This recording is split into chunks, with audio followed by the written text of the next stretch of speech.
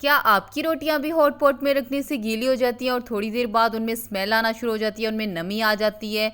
तो ये वीडियो आपके लिए है, क्योंकि आज मैं हॉट पॉट का असल इस्तेमाल और किस तरह इसको इस्तेमाल किया जाता है और किस तरह आप देर तक अपनी रोटियां नरम और गरम और ताज़ा रख सकें कि उनमें स्मेल भी ना आए और ना उनमें नमी आए। तो ये वीडियो बहुत ही ख़ास होने जा रही है, जो आपके साथ मैं बहुत ही एक अच्छा सा ट्रिक शेयर करने वाली हूँ। तो hello guys, welcome to my home style cooking channel.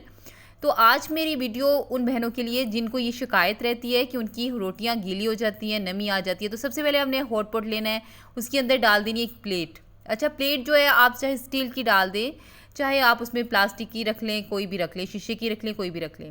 अच्छा, उसके अंदर वन बाय वन करके आपने रोटियां रखते जाना है और आपने हॉट पॉट की लिड जो है मजबूती से बंद करते जाना है। सारी रोटियां पक जाने के बाद आपने तकरीबन 5 मिनट इसको स्टे देना है, इसको अच्छी तरह कैप को बंद कर देना है। 5 मिनट गुजर जाने के बाद आपने क्या करना है, रोटियां निकालनी है।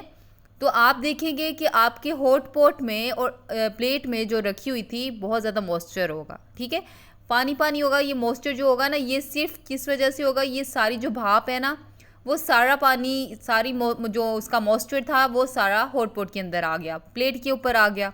अच्छा, अब आपकी रोटियां एक साइड पे है ना, तो अब आपने ये छोटा सा काम ये करना है, अच्छी तरह हॉट पॉट को ना साफ कपड़े से साफ कर लेना है।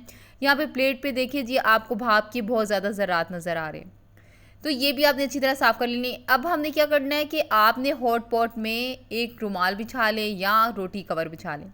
ये मैंने पिछली वीडियो में आपके साथ 30 रोटी कवर की वीडियो आपके साथ शेयर की हुई है, मैंने आपको बनाना सिखाया हुआ है, ये बहुत काम का है।